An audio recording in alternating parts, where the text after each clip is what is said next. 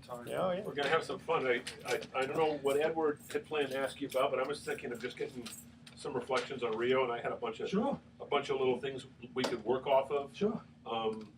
Like the great story about that Syrian swimmer, you know, the woman, the refugee team who, she didn't. I don't think she got a medal. Did you hear this one? No, I don't think she medaled. But she competed. She was on the refugee team. That's the first time there's ever been a team without country in it. And one of the stories is that when she was on a boat going to Greece, the boat was overloaded, it sank, and she was able to swim a couple miles.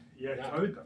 Yeah, towed the boat. Yeah, it's amazing. We should talk a little bit about that. That's Sure. a good story. And then talk about, Phelps Yep. and Lochte. Unfortunately, we have to mention that. Yeah, of course. Yeah. But, we can get into the, I know you're more the swimming guy, but Edward and I, you feel I'll like just make Olympics. stuff up. I can make stuff track up. and field stuff with, Usain Usain Bolt. Bolt, the women's U.S. women's team. And now the Mongolian, the guys taking off their The clothes. wrestlers. Oh, yeah. I forgot about that. And how about Simone Biles? That's a great story. The little, she's like 4'9" or something. So if you remember, the way we do this, we do a 2-minute little interlude where we're going to say we're going to be, introducing you on the next segment. I'll save the file, and then we'll get right into it. And since it's been a number of years, I always love your story of Sure. because I want to talk about distraction stuff. Yep. And tell you what, why don't we get, because we want to make sure we get you on the tube there. You got screws in there. Really kind of close, and whether it's sports and Okay. Sorry. No, don't worry about it. It's okay. It's very informal. And Informality is the best thing in radio and TV. Yeah. And remember, the mics need to be about that close. If you want to talk to Bruce, you got to. Unless you got a real loud voice like me. Exactly. Shut up! I can hear you across the room. That's my daughter's always saying. Shut up, Papa! He's got a guy sitting behind me in the press box. Very quiet. There's a guy from Colombia. Will you please shut up? I'm trying to work here.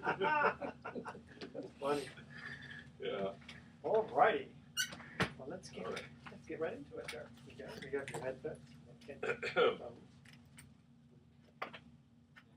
All right. So we'll do a little welcome. You're listening to Sports Econ 101, the show where we discuss sports topics from a business perspective. I'm your host, Edward Brown, along with my co-host, Bruce McGowan, longtime radio sports personality. Today's show is going to be really fun because my good friend, Paul Kingsman, who was the bronze medal winner in the 1988 Seoul Olympics for the country of New Zealand. Did I get that right, Paul? You did. You got that I right. guess. One of my favorite places. I think I told Paul the last time he visited with us that I was down there for a month in 1991. I had the time of my life. I went everywhere and did as much as I could. Swimming, hiking, checking out the neat little towns. Great place. Beautiful country. Beautiful country. It's like California without all the people. Yeah, we're all a lot taller than on the Hobbit movies too. We're In fact, 1991, I think that was a year after That's right. the World Games, right? That's right. Yeah. Yeah, so we'll talk about that too, because Yeah. Paul's got some very interesting stories about the actual swim that they got him the bronze medal, and then a couple of years later, talk about distractions and all that. I know it's always hard to bring this up, but he's making a whole career out of it now. Bring back the pain. Yeah. And at each commercial break, we're going to ask a sports trivia question, and the first email with the correct answer is going to win a free vacation. And that vacation is to the Lighthouse Resort Marina, located in a town called Isleton. Which is out in the Delta, which is Delta. east of San Francisco, for those not familiar with the Bay Area. Yeah, That's right. Yeah. And their only request is a $100 cleaning fee to cover the housekeeping expenses. Other than that, it's a free vacation. Also, if you go on to Sports Econ 101 and click on paintball, we've got some tickets that are around the country that are over 80% off. Wow. Just click on paintball and you'll see all about it. I think my daughter would like that. Yeah. She's 11 years old, but she's Oh, she'd love yeah, paintball. yeah. Okay. And let's see. When we come back, we're going to reintroduce my good friend, Paul Kingsman. So don't touch that dial. Stay with us. You're listening to Sports Econ 101. We'll be right back. So how did you guys get to know each other anyway? From church. Oh, cool. It was actually a pretty funny story because I hadn't met Paul, but we had been on, we had gone to a church retreat up in Lake Tahoe. Oh, sweet. And I was talking to some guy, and I see this guy just swimming. He's doing freestyle. Uh-huh. And I look and I go, got a motorboat on him. I go, It was cold. like It was butter. cold. I wanted It to was get cold. out. Did you ever do any body surfing? A little bit, yeah. Because Because that's- she's doing Quicksilver Okay. down in New Zealand. So I Yeah. put it on this. It's You do it? I don't do it enough. Well, I've done it 84 days this year, mostly here Wow. in Marin and some in San Francisco. It keeps me sane. Yeah. So I'm going through a lot of career changes, and wife is going through some health changes, and I got an 11-year-old since Yeah. older dad, and so it kind of keeps me focused. I wanted to go today, but I just didn't have the time. And the waves are not that great right now. Yeah. But there's a spot just north of the Golden Gate called Rodeo Beach. It's near Fort Cronkite. Mhm. It's a nice little spot, and the nice thing about that place is there's always something there to Right. catch, always. Even Right. if it's crappy little, Yeah. if it's always like at least 2 to 4 foot. Wash, yeah. Yeah, So you out in a wetsuit? Oh yeah, wetsuit, fins, booties, hood, and I use a hand skiing fins also. Okay. Yeah, so I'm really into it. Yeah, It's a fun. great way to think. Great Oh. way just to process. It just calms you down. Yeah. It focuses you on the right thing. Yeah. I don't know how this happened, but You lost. my trivia questions. Oh, your trivia questions aren't working? No, I somehow they didn't print out. I don't know how. Well, we can have fun with it. We'll don't worry about it. Okay, you want to just ask them? Yeah. We can improvise. That's the great thing about radio, improvisation. Yeah, well, especially when it's not when Yeah, it's yeah. not live. I just say, So much better than television. I worked in TV my first 5 years in broadcasting, and it's fun, but it's actually easier from a broadcasting standpoint because not everything is done for you, but you have so many people you can depend on. With radio, all you do is turn the mic on, and well, you gotta create. I mean, Sometimes it's good, sometimes not so good. I could go to some older ones. Well, if you got them, you know what? I mean, I've got some old ones that I could. Just resurrect. Okay. oldies but goodies. Yeah, Oldies but because oldies. I usually put like the trivia theme is. Where is it? I left it blank. No big deal. No big deal. Okay. Okay, that's baseball. You want to do baseball? Yeah. Whatever you're out for. All right. Well, it'll be fun. We'll just use that.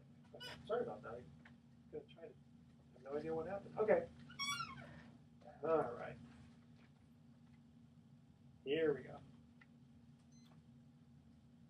Well, welcome back to Sports Econ 101. Again, I'm Edward Brown, your host, along with Bruce McGowan. And in the studio here is my good friend, Paul Kingsman.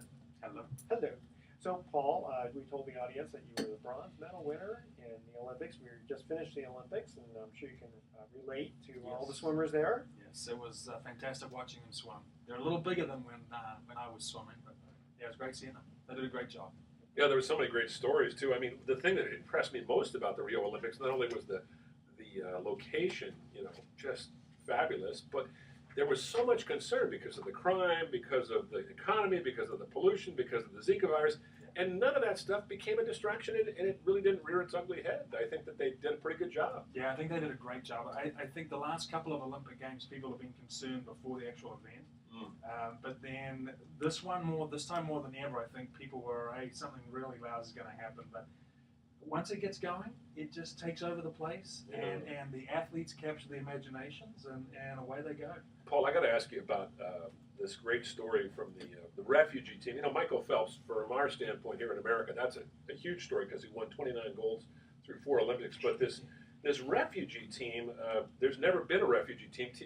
Athletes from places like Syria and Belarus, and there's this swimmer, Yasri Mardini, 18 years old, and I don't think she got a medal, but tell us the story about this woman because it's really incredible. Just a young gal, 18, trying to escape from war-torn Syria and get to Greece. How did this whole thing happen? So from what I understand, I've heard about it. They were trying to get out of the war, and she was on a boat, and they were out in the Mediterranean, and they ran into issues, ran into problems, and involved losing their engine. And she was the one that climbed in the water, harnessed up to the boat, and ended up swimming and actually towing the vessel. Wow! Which when you start with, when you're trying to move an inordinate object through the water, it's tough. It is tough. And she didn't look like she was a huge gal at all. No. But she had a mission there, and I think it speaks to the Olympic Games just with the stories that come out of this, especially the way the world is at the moment. You see some fantastic heroism take place. Well, I wanted to ask you again. We've talked about this before, but it's been a few years since you've been on the show, and I wanted you to kind of repeat for the audience here about what happened for you winning the bronze medal? Sure. Yeah. So up until 1988, no New Zealand male swimmer had ever won an Olympic medal, and so obviously with the 1980, 1984 boycotts, we were very aware. The athletes were all aware throughout the village. This is the first real Olympics for 12 years. My event was 200 meters backstroke. We all know that that's the blue ribbon event of any Olympic Games. I do now. Yeah, you do now. There you go. You learn something all the time on these shows.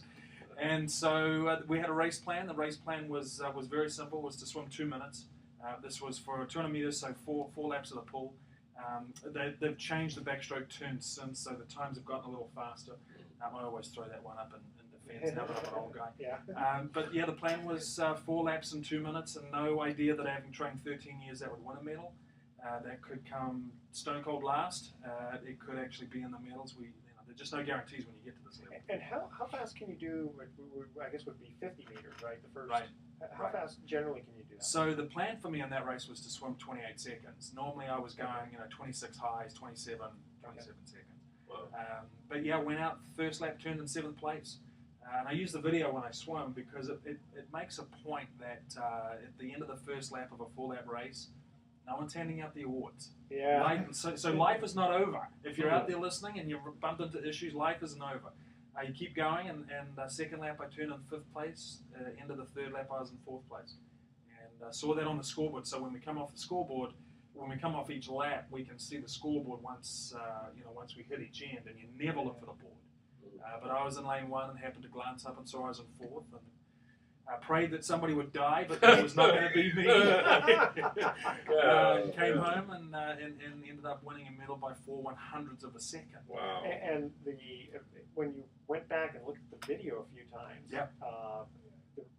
give us the reason what happened. So, and I didn't look at the video for some time after that. It didn't even occur to me. But then even when I looked at the video several times, I never looked at the guy who came 4th. And then there was one morning when I was watching it that I noticed his third to last and last stroke, he actually looked across at me. So his third to last stroke, he saw me, but on his last stroke, he looked again. And that was easily 4/100ths of a second. That's not a good idea, by the way. And it's interesting to note that Usain Bolt, when he won one of his events, I guess it was actually in a qualifying run, I think it was the 200 or 100 meters, he looked over at one of his buddies who was running right next to him, and the guy almost caught him, and Usain just had this big smile. He goes, "You're not going to catch me." Yeah, that's right. Yeah. You're not catching the fastest When you got man. his level of the class, you might you can get away with it. Yeah, Definitely. How much of the swimming did you watch? What do you think of Michael Phelps, by the way? I mean, this guy's amazing. How old is he? 33? Yeah, 33, I believe. He is amazing. I think to see how he's come back, though, I mean, obviously had a phenomenal Beijing, 9 Olympic gold medals. He goes down a little bit for London, doesn't perform as well as what people expected, but you see the mettle of the guy coming back for these ones. Totally different outlook. You could tell he'd done the work. I mean, when you looked at him physically, this guy was ready to swim, and you could tell from that 100 fly when he had some distractions in front of his face, he was ready to perform. So it was great to see somebody really experienced life. They've done well, they've tripped up, and they've come back. And the shape you're in right now, I'm sure you can take them. Yeah, not in the pool. Not in the pool. Well, we have to kind of put a light heart on it. I mean, Ryan Lochte, 31 years old. He's like a kid who's 18 in terms of maturity. That was the only black guy really in the whole Olympics, he claimed, I don't know if our listeners know this, but maybe they've heard this story. I'm sure they have. That he and, 2 of his buddies were in a gas station and got robbed. And it turns out they had trashed the gas station or gotten in an argument and broken some things and filed a false police report. I mean, and then he, quickly gets out of town before they can arrest him. Yeah. I mean, that was kind of an embarrassment. Yeah, it was. It was a pity too because it drew a lot of people's attention away from the athletics. But these guys are hyped up. They're done for their meet, and you've just got to have a little bit of self-control. And so unfortunately, he let it slip. And I mean, these are big guys. You're going to think twice about threatening them or. It was just a pity he had to blow this thing up out of proportion. Yeah, but when you're in a foreign country, yep, especially that kind of foreign country, that's right. I mean, it's not like, like Japan, everyone's very polite. And you don't really look at it the same way. But No. Rio. Well, Brazil, I mean, we hate to say it's a beautiful country. It's got great culture. There are a lot of very, very intelligent, creative people there, but it is a third world country in the sense that there's a lot of problems there. You play by the rules. Yeah. I mean, every athlete knows that when you're going into a foreign country, doesn't matter how developed they are, you play by their rules and you respect them, and you just get in, get the job done, have a look around, and get out and leave the place in peace. And in 1988, when you were winning that, I was actually in Rio, and it was extremely dangerous because they were changing. Even in '88, that's 28 88, years ago. In fact, it may have been worse then because their economy was so bad. They were changing from the Cruzeiro to the Cruzado, and they literally had black market exchange tables even in the 5-star hotels. Wow. I mean, it was great, and they had machine gun police on like all these. We get into the cab, and immediately they hit the button to lock us in and say, "Quick, roll up your window." I go, "We're in the parking lot in front of the hotel," and they said that. It was just. It's interesting you bring that. I knew a woman. I used to date a woman years and years ago. Told me the same story. She had said she had to hire. She felt so paranoid that she hired a bodyguard to be with her the whole time. She was down there. This is back in the 1990s. Yeah. So It looks like it's done a lot for the country, though, which is great. Yeah. Exactly. Okay, so we're going to cut to our first commercial break here. We just have some miscellaneous trivia questions, all right? How many of Tim Tebow's, and Tim using the trial for baseball, this is a football question. How many of his 7 wins with the 2011 Broncos were of the come from behind variety? Okay. All right, so that's our question. The first email with the correct answer is going to win a free 3-day, 2-night stay at the Lighthouse Resort. Email edward@sportsecon101.com the answer to that question. How many of Tim Tebow's 7 wins with the 2011 Broncos were from the come from behind variety? Wow, 2011, that was 5 years ago. That's hard to believe. It's Seems a like lifetime just- ago. It sure It's is. all Olympic Games. Seems like last week. Where did the time go? It's so unfair. Well, it'll be fun to watch Tim play baseball. Yeah. All right, stay with us. You're listening to Sports Econ 101. We'll be right back. All right. Yeah, well, he was just a dope Yeah. doing that. It was a pity for It's a shame. Well, I guess he's always been kind of a loose cannon. a loose cannon. He's a great athlete, though. He is a great Can you athlete. mention how much money that cost him? Yeah, it's cost him a bit. Yeah. Speedo came out straight away, and unlike Woods, where Nike hung with them, Right. once your biggest one goes, the rest really have to follow. It's kind of Yeah, like It's a domino. I mean, why would anyone want to be associated with him? Yeah, it's too bad. And it's come out since that there may be another side to the story, but Well, even these so, guys aren't going to waste time. should have been forthright from the beginning. He Look, should have been. Yeah. we were partying. We got into an argument. Exactly. Yeah. I apologize. Yeah. You know. I think the thing that got me most with that, though, was that he left his teammates. Yeah. I mean, now even that's- if you had your yeah. ticket booked, man, you cancel it because your Yeah. teammates are in trouble. Yeah. that And was he's the bad. older guy Yeah, of he's the supposed to be. group. I guess one other guy, they let him go after they gave him a stern tongue lashing, and there was one guy left who they didn't know where he was. Right. And the Brazilian authorities said, "We're gonna get him." You know, Yeah. he's not going to jail, but we're gonna. It's like you're coming into the principal's office, Yeah. and we're gonna Yeah. give you the Yeah. business. They may not let you go. Yeah. That'll lead into this next thing here. Welcome back to Sports Econ 101. Once again, I'm Edward Brown, your host, along with Bruce McGowan and our special guest, Paul Kingsman. Now, first of all, let's answer the trivia question, okay? How many of Tim Tebow's 7 wins with the 2011 Broncos were of the come-from-behind variety? Well, let's both try to answer that. I know Paul is a big Tim Tebow fan. I loved watching him play. I covered a couple of his games, but A 5. It's got to be 5. I'm going to say 4. And I was at one of those games because I remember the Raiders had a small lead. This is back in 2010, or I guess it would have been 2011. Yeah. And he made this amazing run. It was like Steve Young, only a bigger, stronger guy. But the thing about Tim Tebow, he was kind of a poor man Steve Young. He didn't have his, all of his other abilities. Throw the ball. I'm sure he's a very bright guy. He had the accuracy. Yeah. Actually, 6. 6 out of 7. Wow. From behind. I must have missed that 6th one. Yeah. I can't figure out why this guy was just discarded. I guess it had to do maybe with his extreme fundamentalist personality, or philosophy. But who cares? If he can play football, as long as he's not, that's his job. I mean, he's not the kind of guy that Jeez. I would see would create division No, on the team. not at all. Yeah, you have to worry about him embarrassing your team, Well- like getting into police problems. That's kind of. Here's the deal, though, Edward. The NFL, I mean, they're very buttoned down. I mean, they close ranks on certain people, and Yeah, but I mean, he's a decent guy, though. He is a decent guy, but Steve Young is a Mormon. He's a decent guy. I know, but for all of our individuality that we extol here in the United States, when somebody is a little different, sometimes we have a tendency to kind of keep them at arm's length. Yeah, it's not like he's going to a gas station in Rio. Yeah. Yes, exactly. Okay, so off the air, we were talking about how much that cost Ryan Lochte. in endorsements, millions and all that. And in fact, I was going to ask you, Paul. So after you win the bronze medal, because of the fact that you came from New Zealand, I mean, if it was United States, it would be kind of a who, unfortunately, right? But because it was New Zealand, I mean, they must have given you a ticker tape parade. Yeah, it was. New Zealand's a small country, and we have this saying that you're world famous in New Zealand, meaning that you got 4 million people and about 100 million sheep to stand out for. It's not difficult. It's not difficult to do. But so a couple of years later, I had TV commercials going, and it was nice sort of having that. That celebrity feel. My mum is still adjusting to the fact that people don't know me now, don't know who I am. And she will often say, here's Paul Kingsman, you know him, you must know him, he's famous. As I tell her, Mum, if you have to tell people you're famous, you ain't famous. So don't worry, let's just move on. Okay, so remind us all again, this is, for me, I've heard the story a couple of times, and I love it every time, but for the audience who hasn't heard the story, you got to tell the story about not having your ID. Not having my ID in yes, I was in a sports store, a clothing store, and we had done a jockey campaign.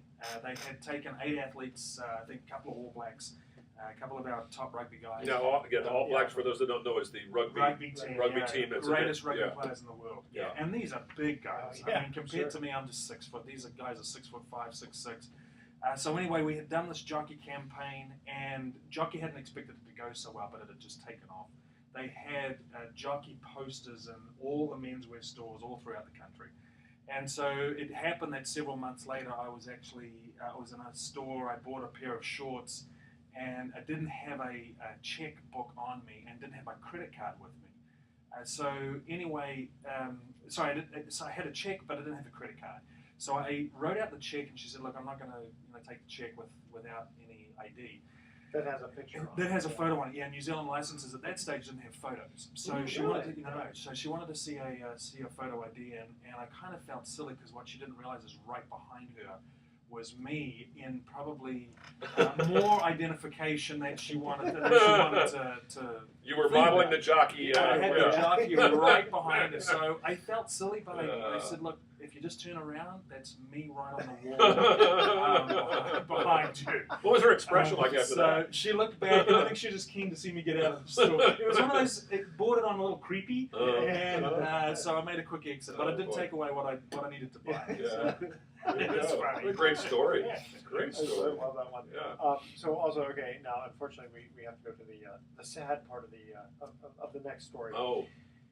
1990.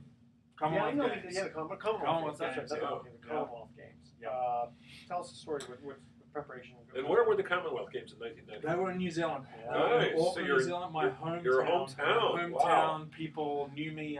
3 TV commercials going at that time for a bank who were the major sponsor. It was one of those times where, for a brief 7 minutes of fame, anywhere I went, people knew me, and restaurants, the owners would come out, and I wouldn't have to pay a thing. And it was great. But I got distracted, the long and short of it, got distracted. And guess who distracted him? Never guess. Joe Montana. Well, actually, that's another story. He still story. owes me for that. Yeah, he still owes me. No, we actually had New Zealand. we had the Super Bowl game on that day. I swam my heat in the morning. Swam my final at night, and I think it was 1990. So was that the 3rd or 4th? That was the 4th one. I was in New Orleans covering that. Right. Yeah, for KNBR in San Francisco. The 49ers won 55-10 over John Elway and the Broncos. Yeah, and silly me, I saw every point of it. And I should have been resting. I should have been sleeping. I should have been resting for that evening. Well, that was the culmination of arguably the greatest 49er team of all time. Yeah. That one game. And that's why I stayed watching it. Because I was at Cal. I was from the Bay Area, so I was tracking that team. Sure. But instead of resting, I was looking at these guys. And if they had DVR back then, yeah, it would have been a whole different. But nothing like seeing it live. Well, that's true. Yeah, well, I heard this great commentator on the radio. Finally, now I know who it was. Yeah. And I was listening to you, so you're partly I doubt it. I doubt it. responsible for it. I doubt Yeah, it. that's right. You're going to take some of that blame. I don't think anybody was listening to our station. Not that we don't have a good station. KMBR is a great station, but I think they were listening to KGO, where I later worked, which was carrying the game. Well, And trust me, we weren't getting it down in Yeah. New Zealand, although Yeah. we should have been listening to you. Yeah. But no, went back to the pool that night, and I just knew, I knew it wasn't there, which was tough. Home crowd, swam second, should have won, and it was one of those cases where the reality is if you're expected to win and you come second, you lose. That's it. And so that was a tough one, tough one to take. The Canadian who won still hadn't come near my Commonwealth record, but he just had it on the night. And then the guy, believe it or not, about a year and a half ago, comes out to me on Facebook and says, "Hey, how are you?" Not realizing that wound is still very fresh from 1990. Actually, he's a great guy. He lives in Florida now. So it was a tough one to take. And wasn't there some little kid and his mother? Yeah. So when we were actually walking into the pool that night, they knew where the athletes were getting off, and we couldn't hide from anyone. And so a little kid came up, and his mum said, "Hey, we just had these, we could only buy 3 tickets, and we came to see you win. And when you've won your gold medal, we're down the far end of the pool, I think, and we'd love to have a picture of you and your gold medal." And, They kept emphasizing gold. And that was the assumption. The assumption was you're going to win. And as I said, when you don't, it's as good as losing. So so Michael Phelps, didn't he not win a gold medal?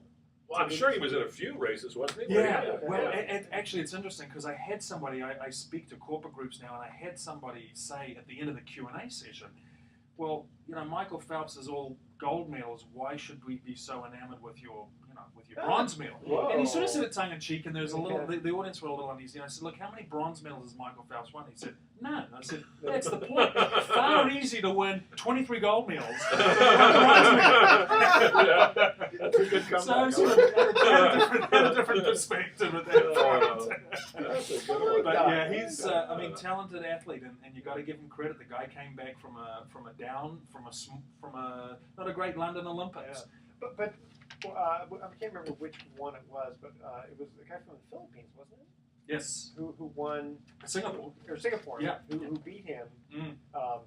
And so, but the thing is, he won so many gold medals that I guess it's like, it's not that big a deal. Yep. And the camaraderie between the two. Seeing that photo on Facebook where he had a photo of this kid 8 years ago, before the Olympics. So Phelps was there with his arm around him, and little. It's amazing to think. Little would Phelps have known at the time. I'm talking and encouraging the very person who's going to win the gold medal when I win the silver. Wow. But Phelps is just a phenomenal person like that, and you can see he cares and just so genuine. Do you know him personally? No, I don't. I was going to say, I got to get in a plug for the women's swimmers and also the women's Olympic team. The U.S. track and field women's team was just phenomenal. Allison Felix and all her teammates. But this Katie Ledecky, now she hasn't come out of nowhere. She's been around for a while. But man, I think 4 golds and a bronze or a silver, something like that. Yeah. Wow. Yeah, brilliant performances and such a humble lady. Down to earth. Yeah, absolutely. Yeah. And these women are tough. When they're in the pool, it is life and death. Yeah. And yet, when you see them at the end of the race, it's like there's a perspective that these young people have got on sport right now. That's just fantastic to see. But she's an amazing young lady.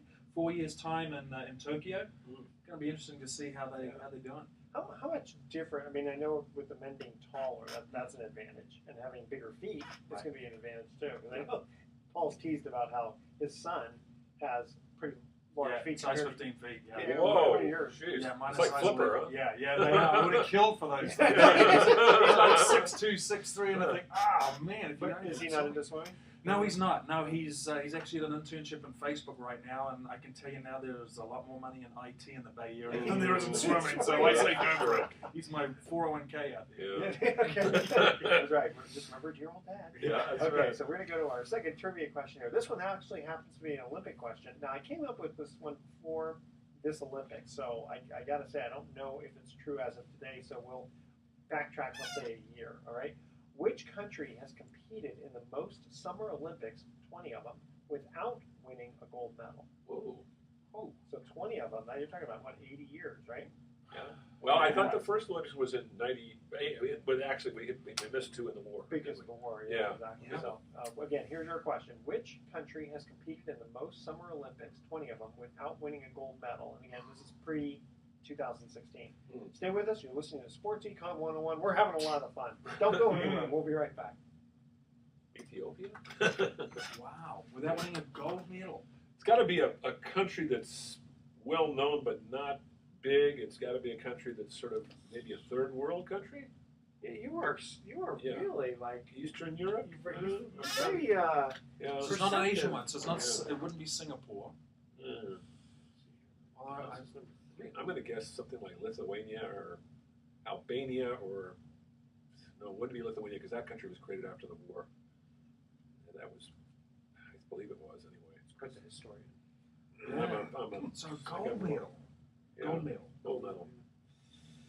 Wow. Some of these ones I was looking in the paper, I hadn't even heard of some of these countries. Yeah. New Zealand was. They were in the middle of the list there.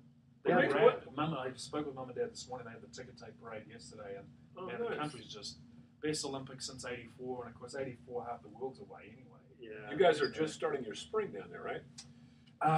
No, just coming into in about 2 months' time it starts to get nice. So it's getting nice, yeah. Because I was down there in February, and Oh, yeah, that's right. it was nice, but the South Island, we had some amazing storms. And Franz Josef Glacier, that was like, I've never seen it. I've only seen 2 storms like that. Here, Right. Both here in the Bay Area. It was, They're pretty dramatic. well, you think about it, there's a mountain, Yeah. 14,000 feet, not that far from the ocean. Yeah. So it makes sense that these, Yeah. you know. You get some weather. Yeah. Can you Wow. imagine that? I mean, Mount Cook is how far? Maybe 20 miles from the ocean? I mean, Yeah. Yeah, and the Pacific Ocean is right there. Or is it the Pacific or the Tasman Sea? Yeah, Tasman Sea. Tasman Sea, and you know, there's nothing between you and Yeah. the next, continent for thousands of miles. So Oh, wow. these storms come in, and there's that big mountain, and Yeah. it just Down it belts their comes. guts out. So we have just one more major segment, and the last one is just a wrap up. Anything you want to specifically cover? Yeah, let's talk about the whole idea of the distraction. Sure. Yeah, that'd be good. And just focus and all that. Exactly. Yeah, that's the toughest part of being an athlete, I think. Okay, here we go. Welcome back to Sports Econ 101. I'm Edward Brown, your host, along with Bruce McGowan and our special guest, Paul Kingsman. Who is Paul Kingsman? Well, he was a bronze medal winner in swimming, backstroke, 1988 Seoul Olympics. See, I'm your pitch man for you. And from Thank one of you. my favorite countries, New Zealand, as I was telling Paul, I spent 3 weeks down there back in '91 and just had the time of my life. And the people were wonderful. Yeah. Absolutely. I mean, I met a guy body surfing, and he takes me home with got his wife and kids there making a big dinner, and where are you going? Oh, he gives me all these ideas of places to go. Just really See the sweet, glowworms. beautiful You got to people. see the glowworm. Yeah. My son did a study abroad. Oh. He did a whole semester. He loves it there. He Yeah, wanted to go yeah. back. Yeah, beautiful country. Okay, so here was our second trivia question. Which country has competed in the most Summer Olympics, again, prior to 2016, 20 of them, without winning a gold medal? We'll take a stab at that, Paul. I'm going to say without this, leaving aside 2016, I'm going to say Singapore. Okay. You're very close. I'm going to say Thailand? No? Well, yeah, you guys are kind of, Southeast Asia. the Philippines. The Philippines. Oh, wow. We were Yeah. close. Yeah, very close. Yeah. I love the Sherlock Holmes. You go, Yeah. It's got to be a country that's been around for a while. Yeah. It's got to be maybe a third world type of country. I mean, Yeah. it's like, gosh, does it start with a P? Can Yeah. you imagine, by the way, having an Olympics in the Philippines with all the problems they've been having lately? Oh, yeah. Holy Yeah. moly. Well, that's. I mean, I don't know how they figure out, for a country that doesn't have, didn't Beijing? I mean, didn't they? They had to build a whole. Oh, yeah. They did, but I was over in Beijing the year before they had the Olympics, and it was interesting talking to the communities around the area because the government pretty much said to many of the people around there, you need to move. Wow. And when people said, yeah, well, think about it, they're like, no, we've got the Olympics coming in. You are moving. You're out So of here. it's pretty- yeah, I mean, these are some of the good things you can do in it's a police state. You can do whatever you want Yeah, to do. yeah. But I'm excited for Tokyo. I think 2020. 64 was the last time. That's right. Yeah.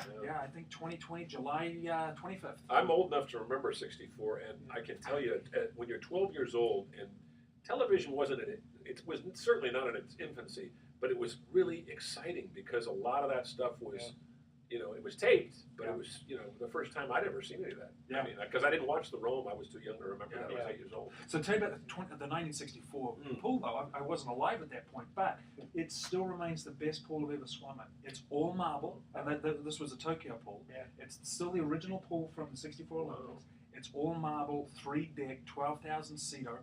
And in the winter, they've got the capability to freeze it and have rock concerts on it. Wow. And these guys were just ahead of their time.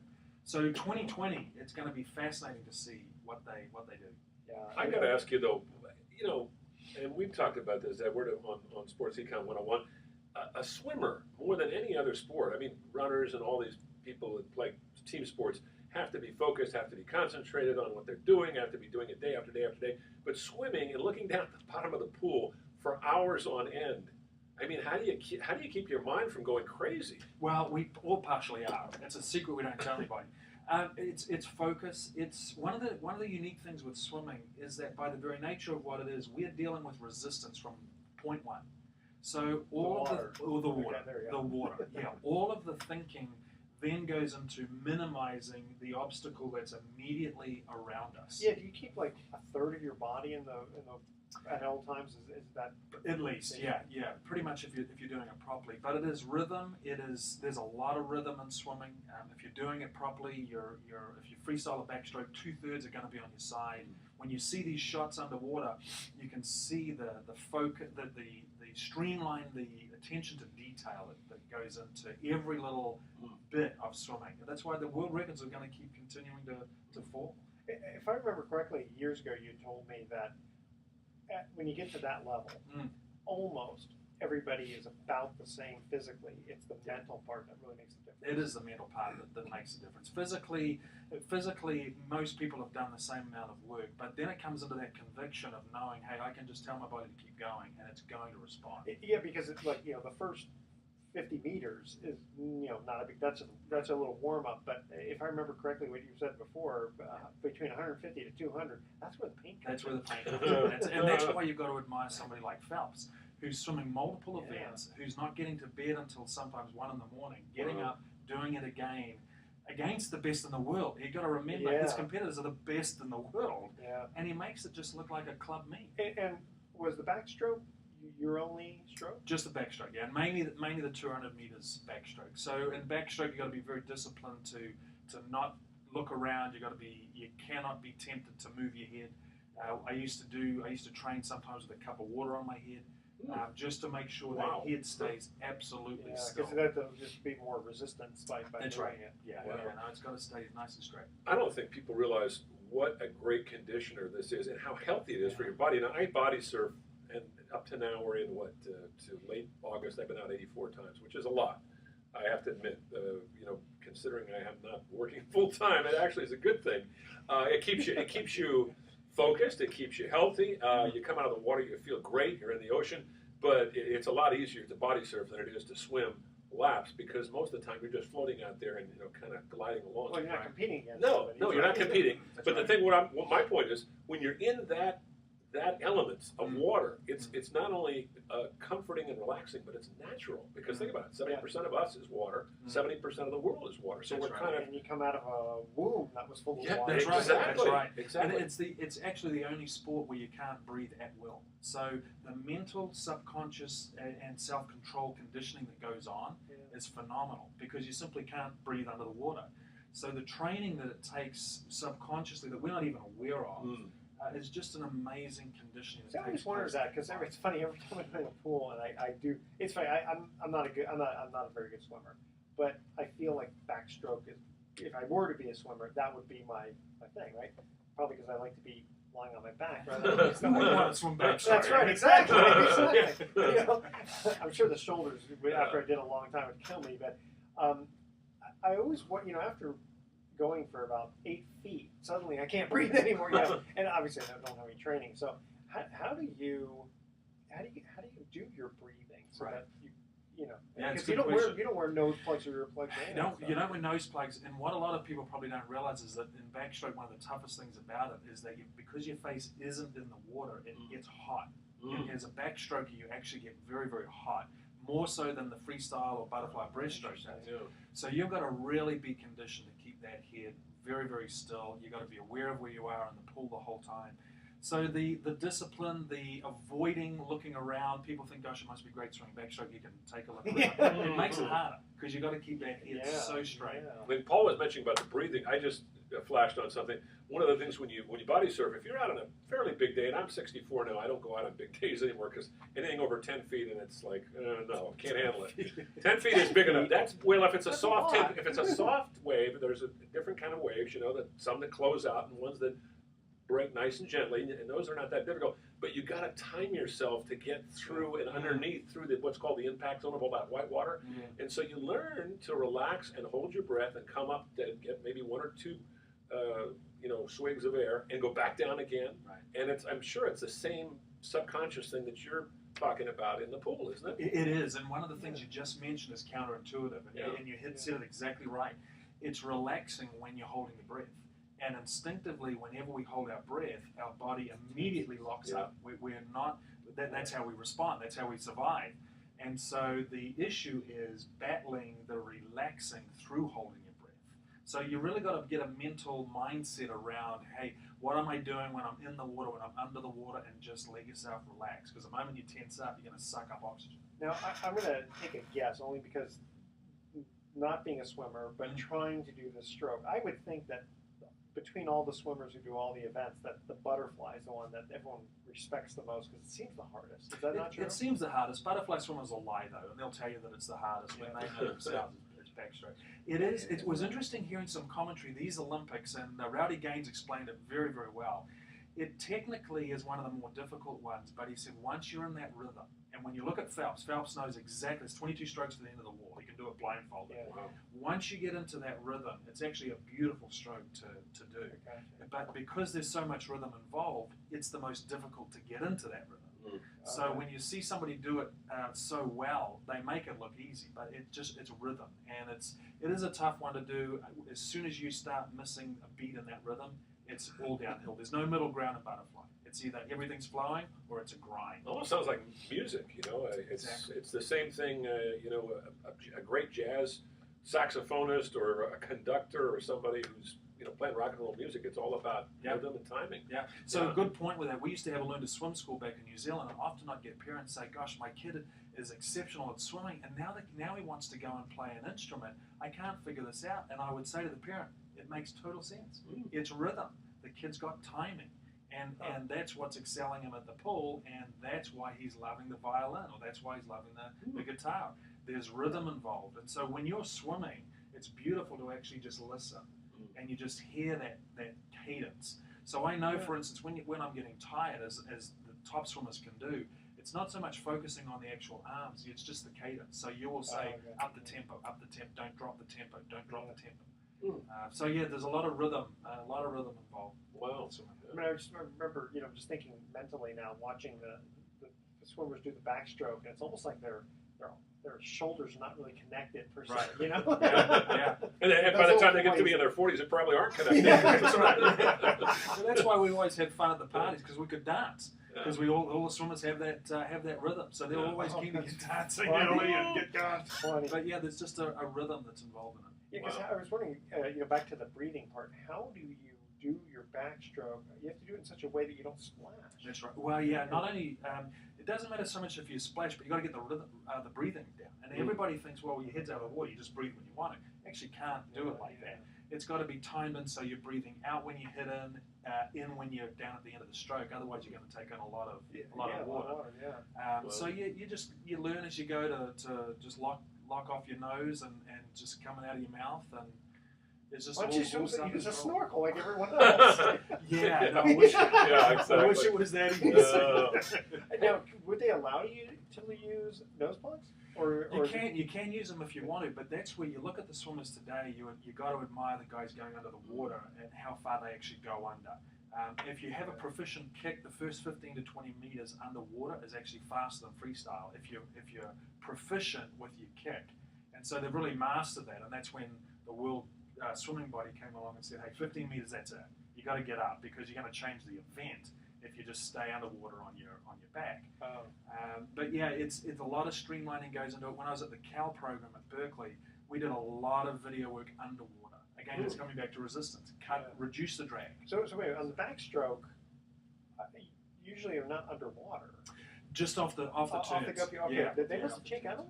Oh, okay. Well, yeah, that's the thing because you don't do flips. So backstroke. you used to have to touch the wall in the old ages. On the old, years ago, we used to have to touch the wall when it was really tough. Now you don't have to touch. You can tumble turn, and so you don't have to touch. So because there's no hitting the wall, it's sped up. It dropped the world record by overnight by about 0.7 of a second per turn. But when you turn, you have to kick You've something. got to hit it with your feet. Okay, there you You go. just don't have to touch it with your hand. Do we have time for one more question, Paul, or can we do it at the end? We'll do it when we come back. Okay, great. Okay. Yeah. So here's our third and final trivia question. Again, just miscellaneous trivia. What sport does the phrase "winning hands down" come from, and what does it mean? Okay. The first email correct answer wins that free 3-day 2-night stay at the Lighthouse Resort. Email Edward at sportsecon101.com. Answer to that question. What sport does the phrase "winning hands down" come from, and what does it mean? Don't touch that dial. We're going to have some closing comments on Sports Econ 101. Don't touch that dial. We'll be right back. Winning hands down. Got to be a card game, right? Oh, Because that's the what card I was games. Yeah, but it is it's an expression that is used in sports often, where you win hands down. You win easily, or you win it before no you question about it. Yeah, it's got to be. I'm guessing sometimes when people fold, everybody folds at once, and there's one guy who's sort of holding on. Maybe poker. Maybe I don't know. Just a wild guess. You got me. Huh. So, how old's your son now? He's 21. Wow. Is he competitively swimming? No. He's at Santa Clara University. He's an IT guy. Oh, that's right. You mentioned So Facebook. he Right. He just found out today. So he's done an internship at Facebook. Oh, sweet. Biggest intern class they've ever had. 2,100 kids. Oh. More kids Wow. than when they first started. Wow. Yeah. And they told them when they met, they have these long first day meetings. Sure. And they said, hey, you guys are the cream of the crop. Mm. Just bear in mind now that you're all the same. Now, all of you are great by university standards, but now you're all the same thing. Yeah. So they said, we'll be inviting back less than 1%, so don't get bent out of shape. Wow. So we just heard today they've asked them back. Oh, wow. That's for well, next year. his son was the kid who, 9 years old, the teachers would grab him out of class, go to some other class to fix the computers. Oh, wow. 9 years old, It's one of those with kids with the computers, yeah. My daughter's that way with my smartphone. She'll give it to me. But she's 11 years old. I said, would you slow down and do that in slow motion so I can figure it out? Yeah. Can't figure it It's out. instinctive for them. I know. And she said, no, here. And she goes, no, just give it to me. Yeah. Perfect. Next time it'll be Sweetie. $10. Yeah, I know. That's why I won't write it down. Sweetie, I can't take you with you wherever I go. It's so sweet. She started middle school yesterday. Typical teen. Oh, I'm not in with it because her little insular elementary school, all the same kids for 6 years, and now they've all moved over to the middle school with 3 other middle schools. And there's 850 kids. Right. It's a beautiful campus, but she's Where's she at White Hill, which is in Oh, yeah. Fairfax, and it's 4 miles down So the now road here. somebody, you tell her ahead of time, listen, some of your good friends are going to want to spread out a little And bit. I told her, I said, you're going to meet some new friends. And she goes, I know. It was kind of a rough day, but she got through it. So, smart kid. Yeah. Good kid. All right, so this is our last. Yeah. Well, last little Just had a segment. quick one. I hope I can, just a quick one. You know, Just about endorsements, because we didn't kind of touch on that. Yeah. How important that is. Yeah, that's changed from when I was swimming. Yeah. Back then there was no money in. Is that right? Swimming, Yeah. So it's really a big deal now. Yeah. Michael Phelps is set for life, obviously. He's done. Yeah. Okay, you guys ready? Yeah. Answer the question. Then here we go. Welcome back to Sports Econ 101. Last time for today, I'm Edward Brown, your host, along with Bruce McGowan, and our special guest, Paul Kingsman. Last trivia question. What sport does the phrase winning hands down come from, and what does it mean? It's got to be poker, right? Poker. Actually, no, it comes from horse racing, and it has to do with a jockey who won a race without whipping his horse or pulling back the reins. So the hands were down. Really? Wow. That is so cool. That was my Okay, second choice. We only have very short time, Yeah. so we want to ask. Well, I just wanted to ask Paul about endorsements because it's become such a big deal in swimming. Michael Phelps has made a ton of money. How important is it? Brian Lochte blew his chance to make money. It's important when these swimmers want to keep training full time. They've got to have the companies behind them that are allowing them to live. Yeah. They're covering the bills. They're covering all these expenses that usually parents have to cover. In my day, Mum and Dad were doing all of it, That's got to be pretty expensive to. It's very expensive. Yeah, absolutely. And I To was buy a fortunate. pool for you and everything. Yeah, I mean, yeah, exactly. But to buy, to get a car and you're traveling, you're competing, these hotel bills. At least you don't have to wear a lot of equipment. That's one nice thing. Yeah. That's right. Yeah, and then it's portable. It's very easy to carry around with us. And it's like Christian playing the drums. Try traveling with all the drums. Oh. I said, take up the harmonica. Yeah. And I often Put it think, in your front pocket. what do you do if you're a pole vaulter or a high jumper? It's not easy. I guess do they like pool cues? Do they unscrew? Yeah, I don't know. I don't know. You probably do. Yeah. All you have to do is go around with a Speedo and a pair of goggles. Yeah, but I think with the swimmers that we've got now, with the caliber of these people like Katie Ledecky, like you said, and Michael Phelps, these people can walk and talk out of the pool too, which is great, and it's a credit to them. And hopefully the younger swimmers are looking at them, realizing, hey, if they want the money from the sponsorship deals, they're not just going to be talking about medals. They're going to have to be approachable. They're going to have to be cogent when they're talking with people and do a good deal from an all-round perspective. Well, we got it cut out, guys. Paul, Thank you. good to have Great you. show, Pleasure. Paul. Thank Really you. enjoyed talking Enjoyed to you, it. man. Here's our thoughts for the day. Gentlemen, it is better to have died a small boy than to fumble the football, said John Heisman. I think there's a Oh my trophy gosh. named after him. Wow. And it isn't necessary to see a good tackle. You can hear it, said That's Bruce Rocket. that is true. All right, tune in next week to Sports Econ 101. We're going to be discussing sports topics from a business perspective and giving away more free vacations for answering sports trivia questions. Thanks for listening. On behalf of our team, I'm your host, Edward Brown. We'll see you next week. Good night, America. Good night. All right, Great show, guys. Paul. Yeah, Fantastic. nice job. Good Very stuff. That's fun. Good stuff. So you do a lot of speaking engagements, I would think? Yeah, getting busier. Yeah. I speak